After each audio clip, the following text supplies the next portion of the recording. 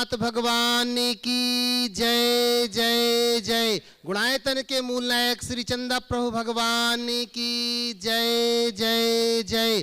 श्रवण संस्कृति के उन्नायक प्रातः स्मरणीय आचार्य भगवंत विद्यासागर जी महामुनि राज की जय जय जय। जय बोलिए गुणायतन प्रणेता शंका समाधान व भावना योग प्रवर्तक तरुणाई के प्रखर वक्ता पूज्य मुनिवर श्री प्रमाण सागर जी महाराज की जय जय जय। मुनिवर श्री निर्वेक सागर जी शीतल सागर जी महाराज की जय जय जय। मुनि संघ की जय जय जय। प्रिय बंधुओं, तीर्थराज सम्मेद शिखर की तलहटी गुणायतन परिसर में आयोजित देश के सर्वाधिक लोकप्रिय कार्यक्रम शंका समाधान में यहाँ उपस्थित श्रद्धालुओं एवं देश विदेश से जुड़े उन सभी श्रद्धालुओं का, जो कि पारस चैनल, जनवाणी चैनल एवं प्रामाणिक ऐप के माध्यम से इस कार्यक्रम का सीधा प्रसारण देख सुन आनंद ले रहे हैं, उन सभी का मैं गुणायतन और श्री सेवायतन परिवार की ओर से हार्दिक हार्दिक अभिनंदन करता हूं। बंधुओं, यह कार्यक्रम प्रारंभ हो उसके पूर्व अपन चलते हैं पूज्य मुनिवर के मुनि संघ के चरणों में वंदन कर आशीर्वाद की मंगल भावना को लेकर के मेरे साथ आप सभी शामिल हो जाएंगे। भो स्वामी नमोस्तु नमोस्तु नमोस्तु। बंधुओं, हमें प्रिय बंधुओं, जैसे कि आपको विदित ही है कि सम्मेद शिखर की तलहटी में विश्व की अनमोल कृति गुणायतन का कार्य बड़ी तीव्र गति से चल रहा है। बंधुओं, आत्मा से परमात्मा बनने के संपूर्ण विज्ञान को जीवंत रूप से दिखाने वाला अगर कोई आयतन है तो वह है गुणायतन।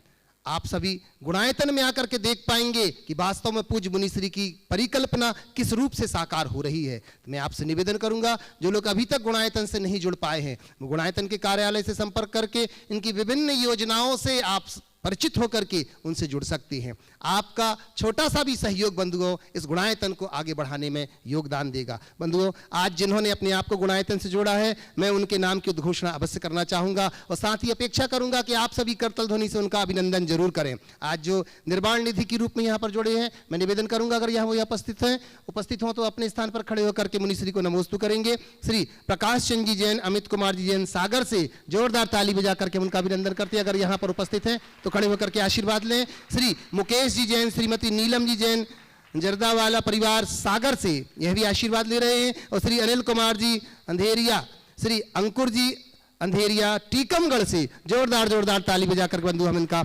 बहुत अभिनंदन करते हैं। बंधुओं, हमें बड़ी प्रसन्नता है, लोगों ने गुणायतन से अपने आप को जोड़ा है और इस स्थान पर अगर मैं निवेदन करता हूं कि जो हमारे निर्माण निधि वाले यहाँ पर अगर उपस्थित हैं तो वो अपने स्थान पर एक बार खड़े हो जाएं और पूज्य गुरुदेव के चरणों में वंदन करके आशीर्वाद लेंगे। अच्छा, बहुत तालियां बजा करके पुनः इनके लिए अपन बहुत अभिनंदन करते हैं। बंधुओं, जैसे कि आपको विदित है, आगामी अष्टानिक महापर्व में पूज्य गुरुदेव के सानिध्य में एक विशाल विधान का आयोजन यहाँ पर किया जा रहा है। 108 मंडलीय यह विधान बड़ा अद्वितीय होगा। अपन कह सकते हैं कि अगर संस्कृत में विधान के अगर कोई जनक है तो वो पूज्य मुनिवर श्री प्रमाण सागर जी महाराज हैं। और जिसका फल आप लोगों ने देखा हो, जिन लोगों ने विधान किया बंधुओं, उसका प्रत्यक्ष फल देखा, उन मंत्रों की आराधना का प्रभाव हमारे जीवन में जीवंत रूप से आता है। तो आए, आप सभी लोग इसमें शामिल हो ही रहे हैं, तो चलते हैं पूज्य गुरुदेव के चरणों में, जिन्होंने शंका की नदियों में बह रहे असंख्य भव्य जीवों को समाधान की नौका दी है, उनके चरणों में चलते हैं। और प्रथम प्रश्न के रूप में मैं आवाज दे रहा हूं, यहां पर उपस्थित हैं तो डॉक्टर महेश जी, नेहा जैन, ओजस जैन परिवार खड़े होकर के अपना प्रश्न रख रहे हैं और इसी के बाद तैयार रहेंगे निखिल सीए, विवेक जी जैन।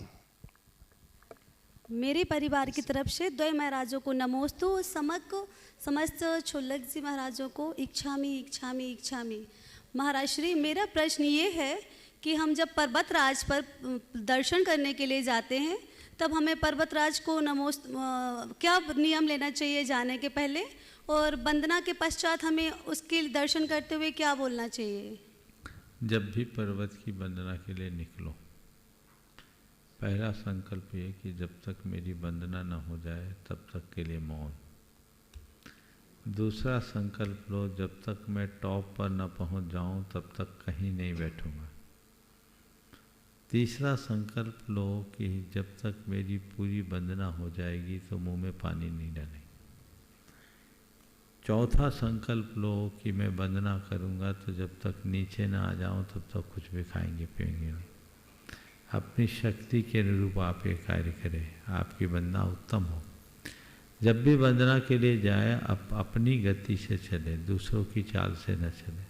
बैठे नहीं, थक जाए तो लाठी के सहारे अपनी सांस को सामान्य करें। ओम ह्रीम नमः की मानसिक जाप करते हुए ऊपर जाए और अपने आप को जितनी शक्ति हो उसके अनुरूप करे। और यदि कोई को खाना पीना भी है तो जो शुद्धता से है, कुछ खाने का तो काम ही नहीं होना चाहिए। कुछ लोगों को परेशानी होती तो पीना भी हो तो वो शुद्ध ले, ये प्रयास करना चाहिए। नमोस्तु महाराज श्री। निश्चिल सीए विवेक जी जैन और इसी के बाद तैयार रहेंगी माया जैन गढ़ाकोटा से। दोई महाराज के चरणों में नमोस्तु नमोस्तु नमोस्तु। महाराज श्री, मैं 2018 से भावना युग से जुड़ी हुई और बीच में मेरा भावना युग छूट भी गया है। अब मेरे बच्चे को मैं कैसे भावना योग कराऊं कि कुछ आगे भी संस्कार, और मेरा बच्चा अभी भी भावना योग करता है, 3 साल का बच्चा है और वो बोलता भी है। रात में 5 मिनट का वो भावना योग डेली करता है सोते। बिल्कुल आप बच्चे को कराइए, बोल बोल के कराइए, बड़े रुचि से करेगा। और नहीं भी बोलता है तो सुनेगा, बहुत फर्क पड़ेगा। आप फिर से कंटिन्यू कीजिए, आप करिएगा तो उसका असर उस पर होगा ही। नमोस्तु महाराज, नमोस्तु महाराज। माया जी जैन गढ़ाकोटा से और उसके बाद निवेदन करूंगा हमारे गुणायतन ट्रस्टी अशोक जी जैन खुरई से। नमोस्तु महाराज जी, हमारे पूरे परिवार की तरफ से नमोस्तु महाराज जी। कैप्टन दान के प्रभाव से महाराज जी, दान के प्रभाव से भोग मोह में जाता है जीव। क्या वहाँ पर भी कोई साधन है दान करने के? दान के प्रभाव से भोग में जाता है, क्या वहाँ पर भी कोई साधन है दान करने के? वहाँ भी दान करता है वो जीव माने? वहाँ दान धर्म कुछ नहीं करता, वहाँ तो भोग करता। दान के पात्र नहीं तो क्या दान करेगा? अच्छा। भोग में दान नहीं है, दान का फल भोगता। और जे कल्प वृक्ष होते हैं तो सभी की घरों में होते कि एक जगह पर होते हैं? वहाँ घर होते ही नहीं, कल्प वृक्ष अलग अलग फैले रहते, जहाँ जरूरत होती है वो चले जाते। नमस्ते। अशोक जी खुरई से और इसी के बाद निवेदन करूंगा मैं विपिन जी सिंघई गुणायतन ट्रस्टी। नमोस्तु महाराज श्री, नमोस्तु छुल्लक जी के चरणों में इच्छामि। महाराज जी, सत्य हमेशा कड़वा होता है, चाहे वह हमें बोलना पड़े या सुनना पड़े। सत्य बोलने पर कभी कभी संबंध टूट जाते हैं और सत्य छिपाने पर हम टूट जाते हैं। ऐसे में हमारा सत्य बोलने का साहस और सलीका क्या होना चाहिए?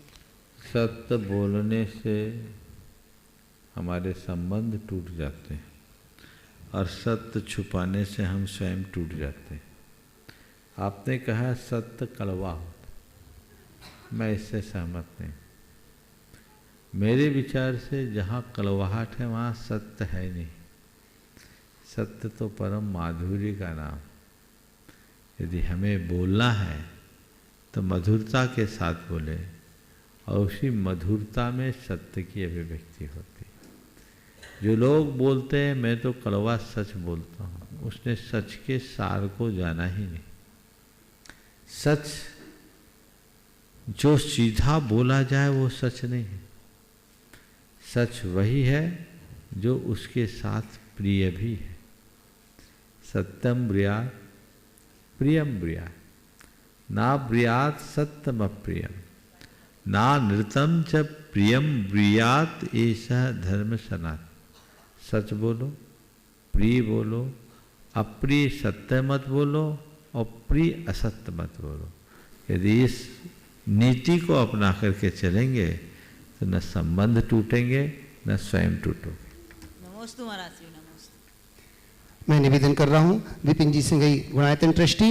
इनसे निवेदन करूं उसके पूर्व, अगर मैं भूल नहीं कर रहा हूं तो आपके ही साड़ू भाई हमारे बीच में यहाँ पर जो हमारे समाज के जीजा जी, आपके जीजा जी, हमारे समाज के जो कि गौरव हैं, मैं ग्रुप कैप्टन संदीप जी जैन से निवेदन करूंगा कि एक बार मंच के ऊपर आए। जो इंडियन एयरफोर्स के वर्तमान एयरफोर्स चंडीगढ़ में जो पदस्थ हैं और कश्मीर और तजाकिस्तान में कितने स्थानों पर इन्होंने अपनी सेवाएं दी है। मैं निवेदन कर रहा हूं एक बार मंच के ऊपर आए और इनका अभिनंदन करने के लिए हमारे गुणायतन के सीईओ माननीय सुभाष जी से निवेदन करूंगा, इनका अभिनंदन करेंगे जोरदार तालियों के साथ। कपूर जी से मैं निवेदन कर रहा हूं कृपया आइएगा और इनका अभिनंदन करेंगे। विपिन जी जिनके ये जीजा जी हैं, जोरदार ताली बजा करके हम इनका अभिनंदन करते। बंदे जी हमारे समाज के गौरव हैं, जिन्होंने अनेक स्थानों पर जाकर के प्रशासनिक सेवाओं में, जो कि ग्रुप कैप्टन भी हैं इंडियन एयरफोर्स के। अरे ग्रुप कैप्टन का मतलब समझते हैं?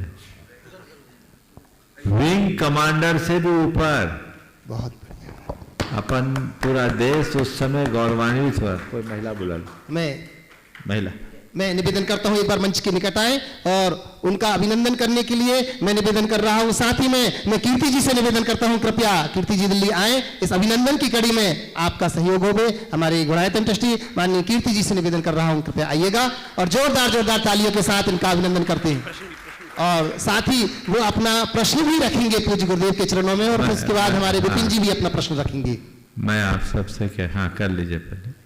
मैं आप सबसे कह रहा था कि देश उस समय बड़ा हर्षित हुआ था जब विंग कमांडर अभिनंदन वर्धमान ने सर्जिकल स्ट्राइक करके देश का गौरव बढ़ाया था। ये विंग कमांडर से भी ऊपर ग्रुप कैप्टन के पद पर पदस्थ है। और जब मैंने इनसे कल बात की तो इनके कथनानुसार एयरफोर्स में लगभग काफ़ी अच्छी तादाद जैन अधिकारियों की है। ये जैन समाज के गौरव की बात है। जनसंख्या के अनुपात से एयरफोर्स में जैनियों का लगभग 100 में 3%। ये कम शेयर नहीं है। और जो भी है वो अपने अपने क्षेत्र में बहुत ऊंचा परचम लगाए हैं। और संदीप भाई के लिए तो मैं ये कहूँगा, ये एक फौजी तो बाद में है, अच्छे श्रावक भी है, धार्मिक हैं और वर्षों से जुड़े हुए हैं। बहुत बहुत आशीर्वाद, जहाँ भी रहो देश का मान बढ़ाओ। गुरुदेव आपका, संदीप जी कह रही हैं कि आपके ही शिष्य हैं। गुरुदेव आपका बहुत बहुत धन्यवाद। आपके ही शिष्य हैं और आपकी प्रेरणा से ही हम लोग आगे बढ़े हैं। आपके साथ में जब क्षमता सागर जी महाराज से और साथ में क्षमा सागर जी महाराज से हमेशा जुड़े रहे हैं। और आपने जो सिखाया है बस वही चाहते हैं कि वो बच्चों को भी वही। बहुत सुंदर। मन में एक भावना जरूर आती है। आज ये शंका समाधान का माहौल चल रहा है, तो मुनिश्री के सम्मान में और मुनिश्री के उसमें बोलने के लिए मेरा मुख बहुत छोटा है। बट मैं एक क्वेश्चन करके ये जानना चाहूँगा कि जब हम अपने डिफेंस सर्विसेज में जाते हैं तो कभी एक सिपाही सामने वाले सिपाही के साथ फाइट करता है, कभी हम बहुत बड़े बड़े बॉम्ब, हमारे फाइटर प्लेन्स भी जाते हैं, हमारे हेलीकॉप्टर्स जाते हैं, जो बम रॉकेट्स फायर करते हैं, उसमें काफ़ी लोगों की हिंसा होती है। तो उस समय में मन में एक भावना आती है कि ये हमारे तरफ से करना धर्म के हिसाब से इसका क्या सोच हो सकती है। मैं आपसे इस मामले में जैन शास्त्रों में इस विषय में बड़ा स्पष्ट मंतव्य प्रकट किया गया। आप ये जो कुछ भी करते हैं, ये रक्षा के लिए करते हैं या किसी और उद्देश्य से करते हैं? रक्षा की उद्देश्य, देश की रक्षा की उद्देश्य से। तो जैन शास्त्र कहते हैं अपनी रक्षा के लिए अस्त्र उठाना हिंसा नहीं, आपका धर्म है। अपने परिवार, कुटुंब, समाज, संस्कृति और राष्ट्र के अस्तित्व और अस्मिता की रक्षा के लिए यदि अस्त्र उठाना पड़ता है तो वह कर्तव्य है। कर्तव्य ही नहीं, वह राष्ट्र धर्म है। और जैन धर्म में तो आत्मधर्म से बड़ा राष्ट्र धर्म को माना गया है। हमें राष्ट्र को सर्वोपरि लेकर चलना चाहिए। आपके ध्यान के लिए मैं जैन पद्म पुराण का एक प्रसंग कहूँगा। जैन पद्म पुराण में लिखा है कि कोई योद्धा यदि युद्ध के मैदान में जाता है तो एक और उसकी धर्मपत्नी उसके माथे पर विजय का सेहरा लिए स्वागत को तत्पर रहती है, तो दूसरी ओर स्वर्ग में सुरांगना। मतलब स्पष्ट है, यदि वो जीत कर आया तो उसकी धर्म पत्नी उसको गौरव देगी, और यदि कदाचित वीर गति को पार प्राप्त हुआ तो स्वर्ग की सुरांगना उसको करो। हमारे शास्त्रों में ऐसे अनेक उल्लेख आते हैं, यहाँ तक कि तीर्थंकरों ने भी अपने जीवन काल में अस्त्र उठाया है। 6 खंड के अधिपति भी बने हुए। 3 तीर्थंकरों ने तो दिग्विजय यात्राएं भी की। अनेक राजा महाराजाओं ने भी ऐसा किया। तो ये सब किसके लिए किया? रक्षा के लिए किया, राष्ट्र की रक्षा के लिए। हमारे यहाँ रक्षा मंत्रालय है, हम डिफेंस की बात करते हैं, अफेंस की नहीं। तो रक्षा। और एक बात बोलूं, शास्त्रों में तो ऐसा भी लिखा है कि अगर किसी राजा के राज्य में प्रजा सुरक्षित रहती है और सुराज बनता है, तो उस राजा के राज्य में रहने वाले सभी तपस्वियों के तप का 6वां हिस्सा उनके खाते जाता है, जिनके सहारे सब सुरक्षित है। तो देश की सीमाएं सुरक्षित है, सो हम निशंक होकर शंका समाधान कर पा रहे हैं। यदि वो गड़बड़ हो तो बहुत मुश्किल है। इसलिए ये बात ठीक से समझ लेना चाहिए, अहिंसा के मायने समझना चाहिए। आप गृहस्थों के लिए विरोध ही हिंसा है। रामचंद्र जी ने रावण पर अटैक किया, ये हिंसा थी या उनका कर्तव्य? हिंसा उन्हें किया कि करनी पड़ी? करनी पड़ी। उन्हें लंका से कोई प्रयोजन नहीं था, उन्हें सीता की ससम्मान वापसी से प्रयोजन था। यदि ऐसा नहीं होता तो कायरता की मूर्ति बन जाते, पर क्षत्रिय ऐसा कर नहीं सकता, क्योंकि अपनी रक्षा करना कर्तव्य है। समझ गए ना? बहुत जी। और इसी के साथ अपना प्रश्न रख रहे हैं विपिन जी सिंघई, गुणायतन ट्रस्टी। और इसके बाद मैं निवेदन करूंगा उमंग जी बड़जात्या, बेंगलोर से।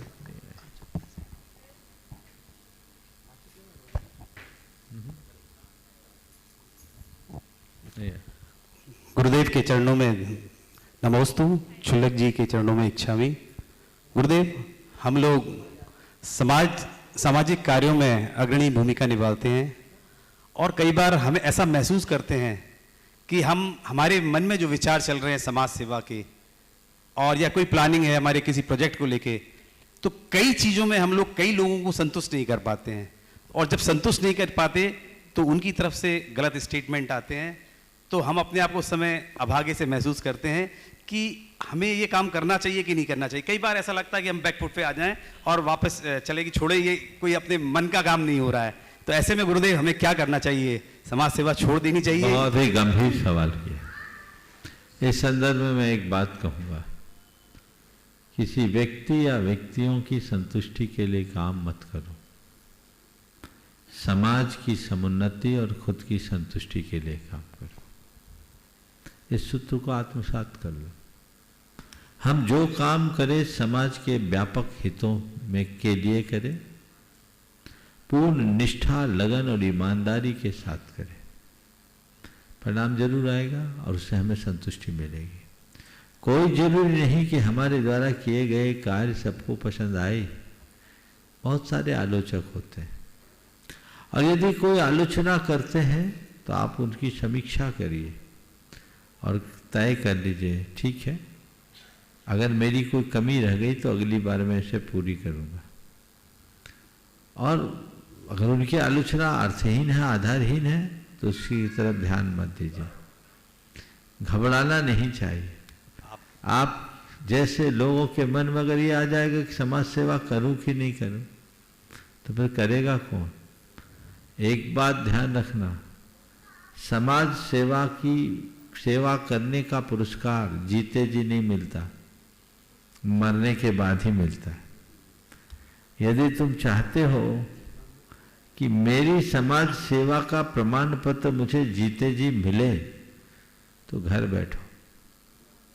आज तक समाज ने दिया ही नहीं, मरने के बाद ही मिलेगा। समझ गए?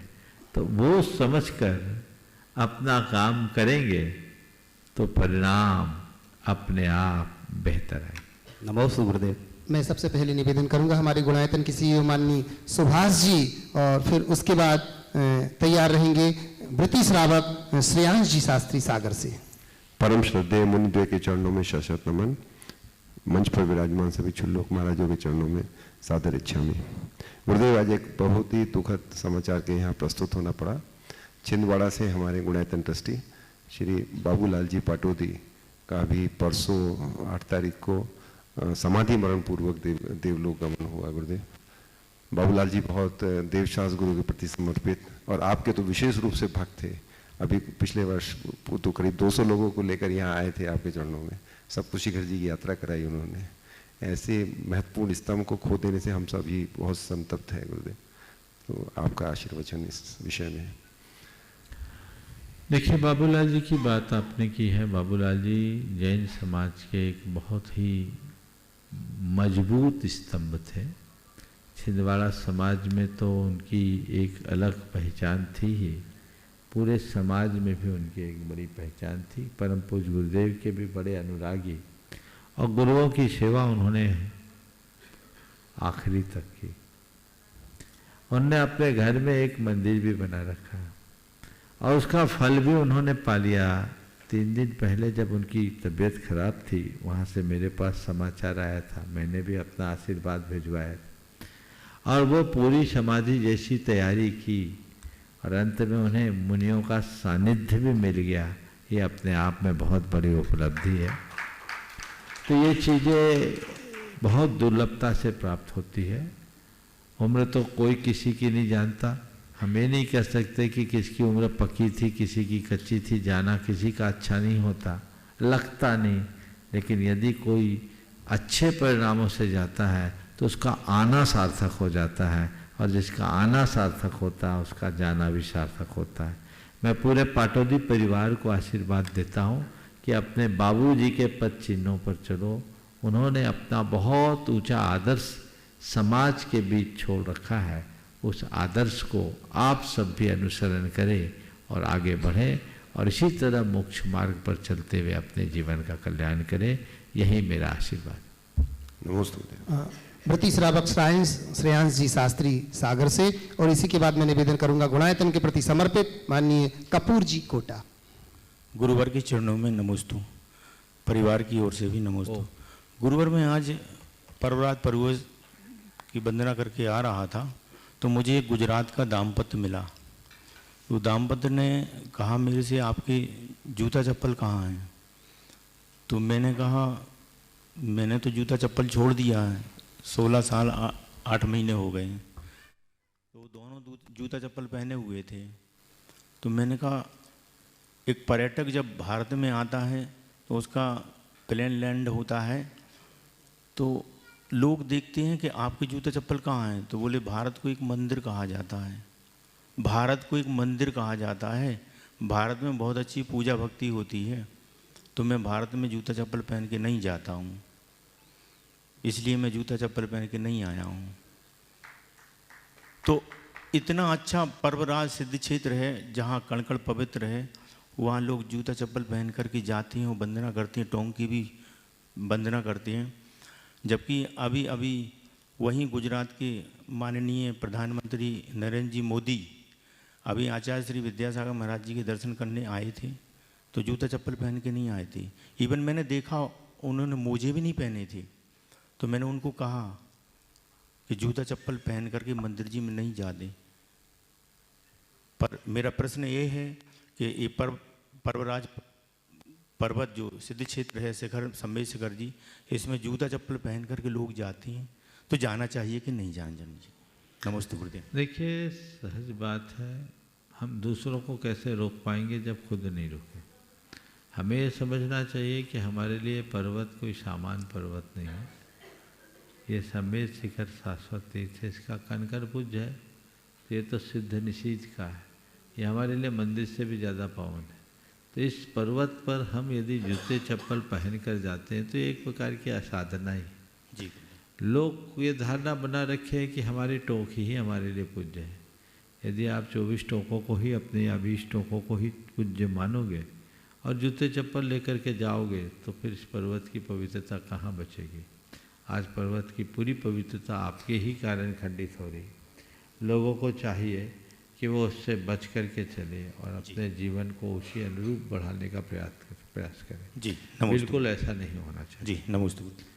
जिनको तकलीफ़ हो, कपड़े के इनक्लेट वगैरह बाज़ार में बहुत मिलते हैं, मोजड़ियाँ मिलती है, आप उनका प्रयोग करें, लेकिन जूते चप्पल का इस्तेमाल कतई ना करें।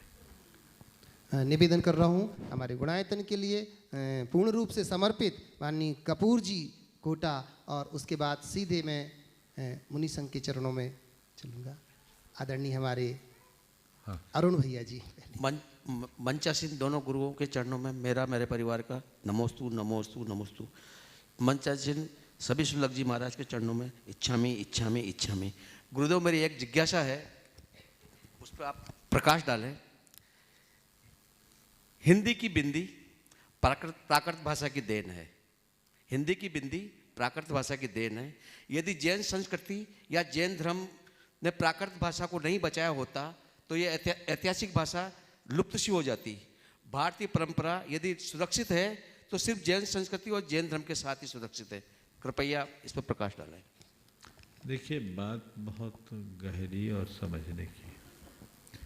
जैन धर्म ने भारत की संस्कृति को सब तरफ से पुष्ट किया।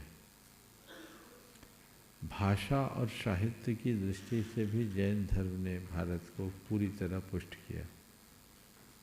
यद्यपि जैनों की मूल भाषा अर्थ मागधी या प्राकृत भाषा रही, लेकिन जैनों ने कभी भाषा का आग्रह नहीं किया। जैन जहाँ गए वहाँ की बोली को अपनाया, उनकी बोली में, उनकी भाषा में उन्हें अपनी बात बताई।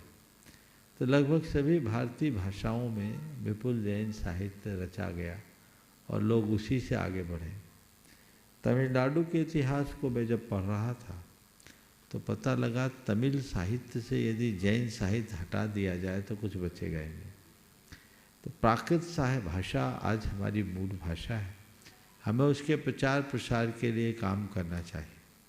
आज से कुछ दिन पूर्व मैंने कहा था कि हमारे जितने लोग हैं आजकल सब अर्थकरी विद्या अर्जन करने लगे।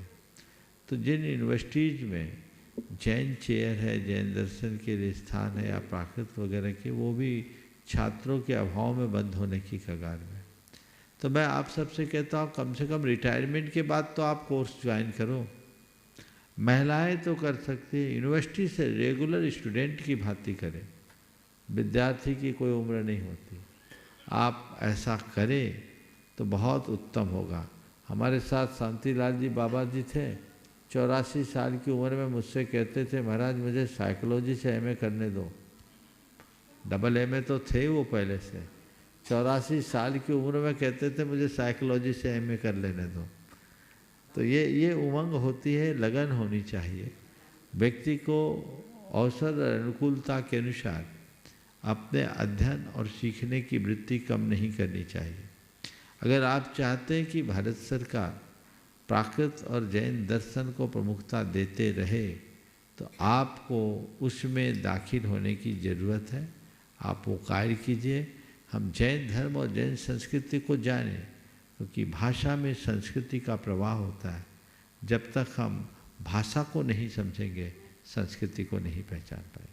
नमस्ते गुरुदेव। नमस्ते। आदरणीय अरुण भैया जी अपना प्रश्न रख रहे हैं और फिर सीधे मुनि संघ में चलेंगे। पूज मुनि द्वय के चरणों में सत्सा नमोस्तु। एलक जी छुलक जी के चरणों में इच्छामि। बोलो महाराज जी, जब पंच प्रवर्तन रूप संसार को पढ़ते हैं तो लगता है कि वास्तव में क्या हमारी आत्मा में भी ऐसे पंच प्रवर्तन किए हैं, और व्यवहार राशि में जितनी भी आत्माएं हैं क्या सभी पंच प्रवर्तन अभी कर रहे हैं क्या? देखिए, व्यवहार राशि में आने वाले जीव भी पंच परावर्तन करते हैं। ऐसा नहीं समझना कि व्यवहार राशि वाले जीव पंच परावर्तन से मुक्त हैं, कि पंच परावर्तन का ये भी एक हिस्सा है। तो हम ये मनुष्य जन्म भी अनंतों बार प्राप्त किए हैं। संसार में ऐसी कोई भी चीज़ नहीं जिसे हमने पहले से प्राप्त नहीं किया। ये अनादि से हम प्राप्त करते रहे, अनंतों बार प्राप्त किया है। और जब तक हमारे भीतर आत्मज्ञान नहीं होगा हम संसार में ऐसे ही भटकते रहेंगे। बहुत प्रबंध से बचने के लिए हमें अपने अंदर जागृति लाने की ज़रूरत है, और तत्व ज्ञान को प्राप्त करके मोक्ष मार्ग में आगे बढ़ने की आवश्यकता है। बंधु हमारे बीच में हमारे ही सहधर्मी मल्लिक डी लक्ष्मणपुर से सराक क्षेत्र से हमारे बंधु जैन समाज से यहाँ पर मैं निवेदन करता हूँ, वो अपना प्रश्न रख रहे हैं। एक बार ताली बजा करके इनका अभिनंदन जरूर करें। बंधुओं, इतनी दूर से चल करके यहाँ आए, बिछड़े हुए थे पर हमसे आकर के आज मिल गए हैं। वे सराक क्षेत्र से लक्ष्मणपुर से सभी बंधु, और इसके बाद फिर तैयार रहेंगे सराक क्षेत्र से ही सेनेरा पुरुलिया से। पूज्य गुरुदेव परमान सागर जी महाराज एवं समस्त मुनि संघ के चरणारविंद में त्रिवार नमोस्तु नमोस्तु नमोस्तु। महाराज जी, हम लोगों का प्रश्न है कि आज धनतेरस के दिन लोग नए सामान खरीदने के होड़ में रहते हैं। कोई जेवर खरीदता है, कोई गाड़ी खरीदता है, और दिवाली में पटाखे फोड़ने का बहुत परंपरा है। तो हम सभी श्राग बंधु एवं जैन समाज को मार्गदर्शन दें कि धनतेरस के दिन जैसे भगवान महावीर स्वामी ने संयम शुक्ल ध्यान में बैठ गए थे और मोक्ष को अमावस्या के दिन मोक्ष प्राप्त किए थे, तो हम श्रावकों का क्या कर्तव्य है दिवाली में और धनतेरस में, इसके प्रति आप मार्गदर्शन दें। में मैंने कल प्रकाश डाला है, आज आपने पूछा है फिर से तो संक्षेप में बताता हूँ। लोक में अगर धन दौलत की चीज़ें खरीदना है तो आप जाने पर वो धर्म से उसका कोई नाता नहीं। धर्म की दृष्टि से देखा जाए तो आज की स्थिति में भगवान महावीर ने योग निरोध की प्रक्रिया को अपनाने के लिए शुक्ल ध्यान किया, तो ये ध्यान में गए तो ध्यान की तेरस हुई। अब लोगों ने उसी को धनतेरस बना दिया। तो हम तो ध्यान में जाएं, आत्मकल्याण के मार्ग में लगे, ताकि हमारे भीतर कैवल्य की ज्योति जगे और हम अपने जीवन का कल्याण कर सकें। आतिशबाजी में घोर हिंसा है, हमें इससे बचना चाहिए। नमोस्तु गुरुदेव, नमोस्तु। सेनेरा पुलरिया से सराक क्षेत्र के हमारे सारे श्रावक बंधु, और उसके बाद मीराल कोरला रांची से। हाँ, अपने स्थान पर सभी लोग खड़े हो जाएं। सेनेरा पुलरिया से, और इसके बाद फिर पुरुलिया, पोलिया नहीं, पुरुलिया, पुरुलिया। हाँ। ओ बोलो। सेनेरा वाले पहले। महाराज जी, इन लोगों का कहना है कि जैसे हमारे वहाँ बहुत जगह खंडित प्रतिमा है तो उनको पूजा करना चाहिए कि नहीं। अभी 2 दिन पहले मैंने बताया था 100 साल से प्राचीन यदि खंडित प्रतिमा है तो वो पूज्य है। अब वो प्रतिमा किस रूप में है उसकी फोटो देखें। अगर मूल अंग भंग हो गया, सिर ही अलग हो गया, धड़ अलग हो गया तो बात जुदी है। थोड़ी बहुत उंगली वगैरह टूट जाए, आंखें हो जाए, नाक वाक टूट जाए और 100 वर्ष से प्राचीन है तो वो पूज्य। नमोस्तु गुरुदेव, नमोस्तु। चलिए। मीराल कोरला रांची सराक क्षेत्र से हो गया, बैठ जाओ। सब हो गया ना? चलिए। और अब मैं सीधे चलता हूँ मुनि संघ के चरणों में और निवेदन कर रहा हूँ पूज्य स्वरूप सागर जी महाराज के चरणों की वंदना करती है, क्षामी करती है महाराज श्री मुनि संघ के संग समाधान से हम सभी को जोड़ें। मुनि तरह के चरणों में बारंबार नमोस्तु। सीधे चलते हैं मंचासीन मुनि संघ के चरणों में प्रश्नों हेतु, और सर्वप्रथम नमोस्तु पूर्वक निवेदन है परम पूज्य मुनिवर श्री निर्वेक सागर जी महाराज के चरणों में कि हमारी ज्ञान वृद्धि हेतु अपना प्रश्न प्रेषित करें।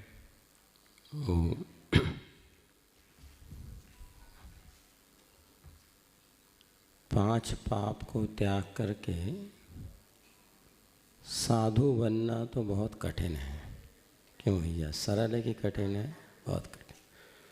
किंतु श्रावक बनना भी कोई सरल बात नहीं है।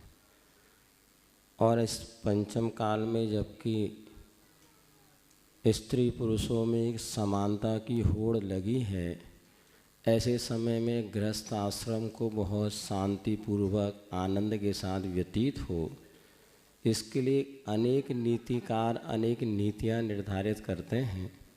ऐसी एक जगह एक नीति पड़ी थी, यदि गृहस्थ आश्रम में सुख और शांति से रहना चाहते हैं तो पत्नी को होना चाहिए, पति को होना चाहिए बहरा। क्या? बहरा। हाँ। और पत्नी को होना चाहिए गूंगी यदि जिस घर में पत्नी गूंगी और पति बहरा हो वो घर स्वर्ग बन जाएगा, वहाँ कभी कलह नहीं होगी, ऐसा की नीति पड़ी थी। इस नीति का रहस्य क्या है, कृपया उद्घाटित करके। आपने बहरे और गूंगी की बात कही, मुझे एक कवि की कुछ पंक्तियां याद आ गई। कवि ने कहा, इनके दाम्पत्य जीवन की नींव बहुत गहरी है। इनके दाम्पत्य जीवन की नींव बहुत गहरी है, पति कवि और पत्नी बहरी है।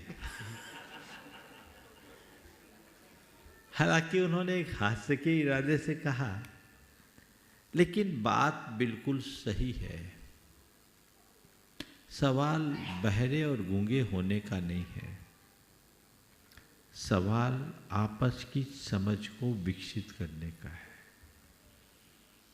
मैं तो इस बात का बिल्कुल भी पक्षधर नहीं हूँ कि पति को बहरा बनना पड़े और पत्नी को गूंगी बनना पड़े, पर मैं इतना जरूर कहूँगा कि पति का हृदय इतना विशाल हो कि सबको संभाले और पत्नी का दिल इतना बड़ा हो कि सब कुछ पचा ले। यदि ये चीज़ें हो जाए तो जीवन में बहुत कुछ उपलब्धियां हो सकती है। मैं एक दूसरे नज़रिए से देखता हूँ। अगर दाम्पत्य को ठीक तरीके से जीना चाहते हो तो मैं कहूँगा, पति को खंबा और पत्नी को लता बन करके जीना चाहिए। पुरुष खंबे की तरह है और स्त्री लता की तरह है। लता खंबे से लिपटती है तो लता की प्रगति होती है, पर लता की प्रगति बाद में होती है, खंबे की शोभा पहले होती है। कोई भी लता स्तंभ से लिपट करके ही शिखर तक पहुंच पाएगी, ये समझ होनी चाहिए। हालांकि आज की पीढ़ी को ये बात थोड़ी लगेगी, महाराज कोई पीछे के जमाने की बात कह रहे हैं, पर मैं ये मानूंगा पुरुष शक्ति का अक्षय अधिपति है तो स्त्री श्रद्धा की अमर स्रोतस्विनी है। श्रद्धा का संबल पहुँचाए बिना अपनाए श्रद्धा का संबल लिए बिना शक्ति पैशाचिकता की निशानी है, और शक्ति का संबल लिए बिना श्रद्धा अपनी वास्तविक स्थिति तक पहुँच नहीं पाती। तो दोनों चीज़ों को साथ लेकर के चलना चाहिए। ताल मेल सामंजस्य तभी बनेगा जब एक दूसरे के पूरक और एक दूसरे के प्रेरक बने, एक दूसरे की भावनाओं को समझे और भावनाओं का सम्मान करना सीखे। जीवन बेहतर बन पाएगा और आगे बढ़ा जा सकेगा। निवेदन है पूज्य झुल्लक श्री आदर्श सागर जी महाराज के चरणों में कि अपने प्रश्न के माध्यम से हम सभी को लाभान्वित करें। नमोस्तु भगवान।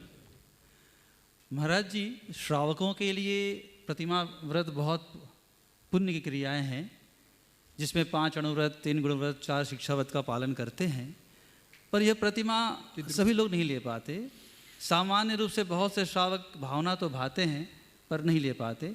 उन लोगों के लिए मेरा ये प्रश्न है कि वह 5 पापों का त्याग किस रूप से कर सकते हैं, कृपया मार्गदर्शन करें। देखिए, 5 पापों का त्याग तो कोई भी कर सकता है, और 5 पापों का एक साथ त्याग करो ये भी जरूरी नहीं। एक पाप का भी त्याग कर लो तो अनुव्रत होगा। मातंग चंडाल ने तो केवल हिंसा का त्याग किया था, और वह भी केवल एक दिन चतुर्दशी का, और महान अतिशय को प्राप्त हो गया। सवाल व्रत का नहीं है, सवाल व्रत के प्रति निष्ठा का है। निष्ठा पूर्वक लिया गया छोटा सा व्रत भी महान होता है, और निष्ठा के अभाव में पाले गए बड़े बड़े व्रत भी अर्थहीन होते हैं। तो निष्ठा पूर्वक व्रतों का पालन करें। आप 5 अनुव्रत की बात करते हैं, मैं आप सबसे कहता हूँ आप सभी जितने यहाँ उपस्थित है पांचों अनुव्रत बड़े आसानी से ले सकते हैं। अनुव्रत यानी छोटा सा व्रत। मद्य मांस मधु का त्याग कर दो, आपका अहिंसानुव्रत हो गया। हुआ कि नहीं हुआ?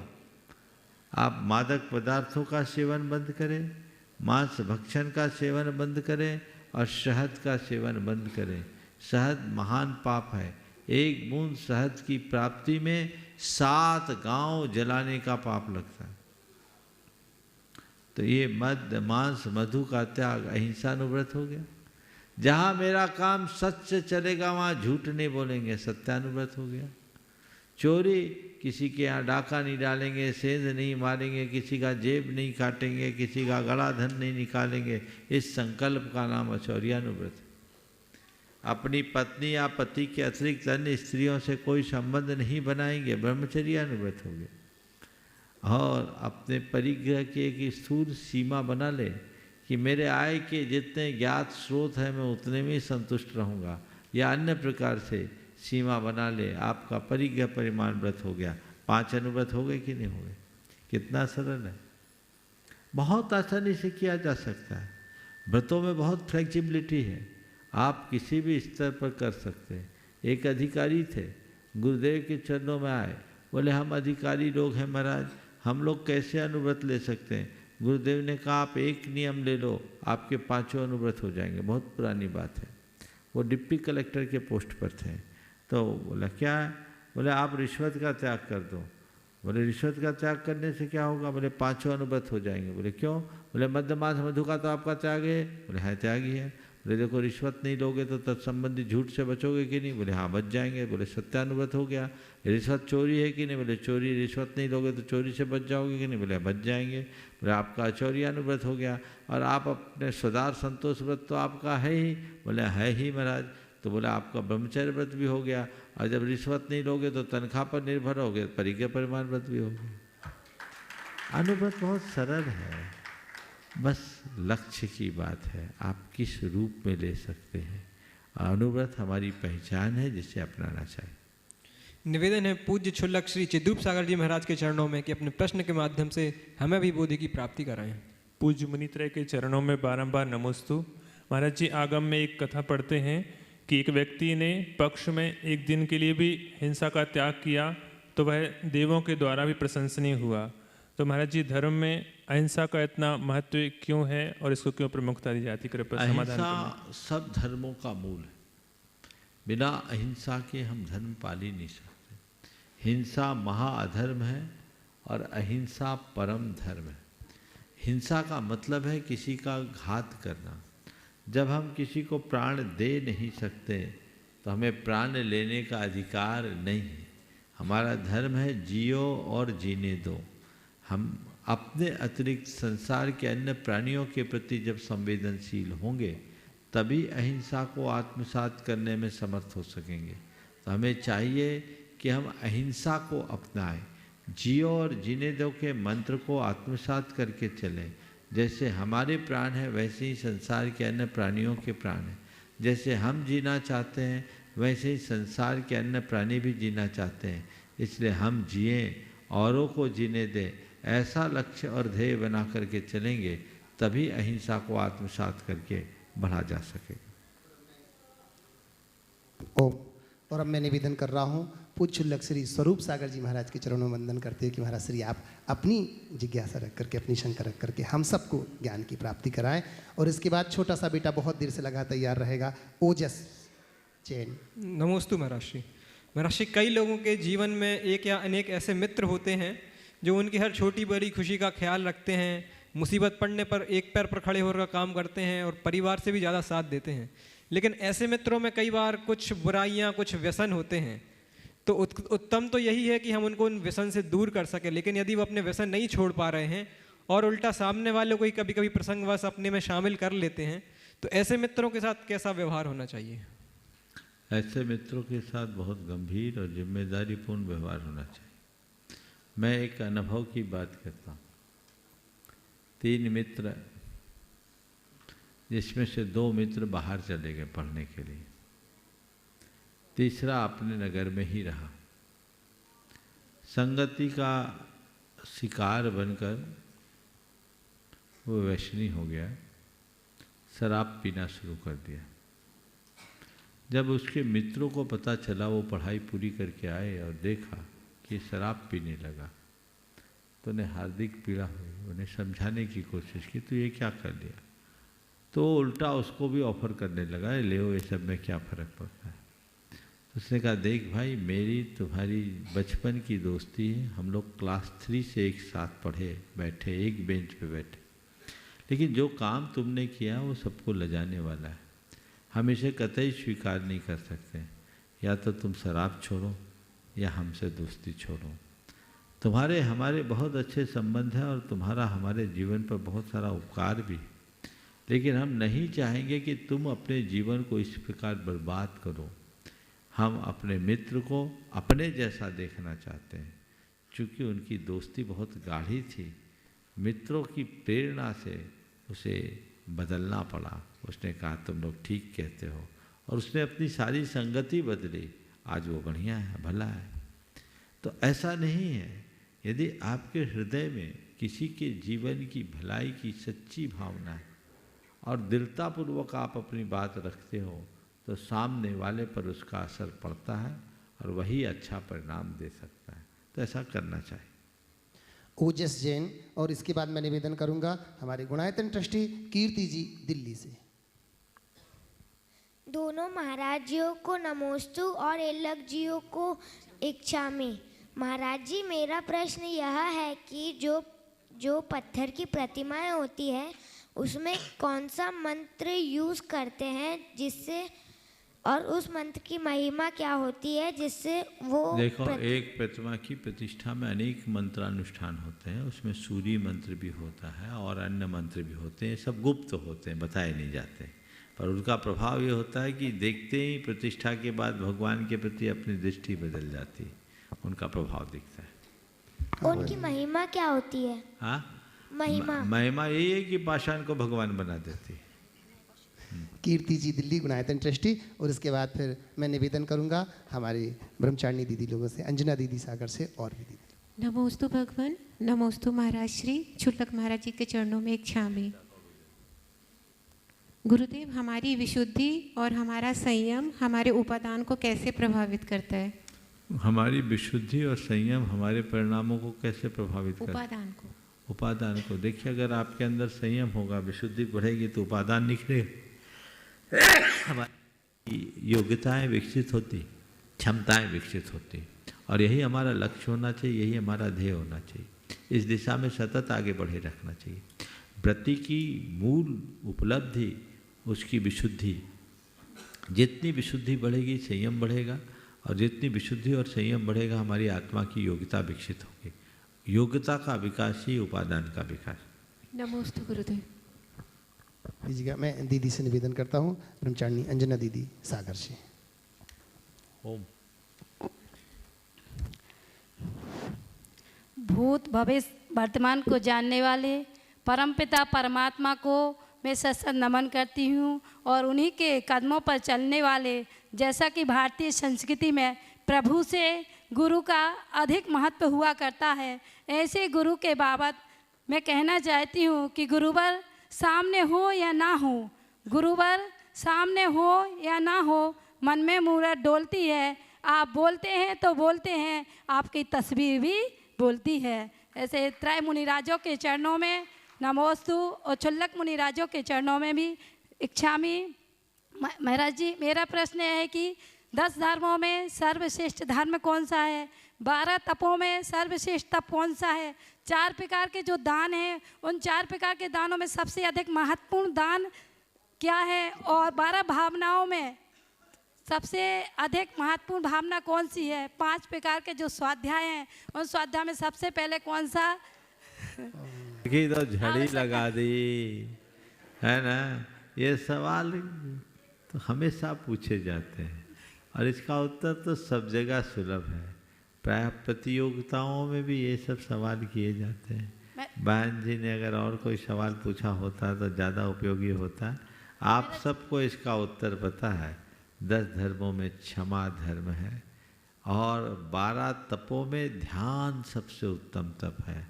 सब दानों में अभय दान सबसे उत्तम दान है, और 12 भावनाओं में धर्म भावना सबसे उत्तम भावना है। इनको हम अपनाएं, जीवन को आगे बढ़ाएं। ब्रह्मचारिणी अनीता दीदी जी बंडा से।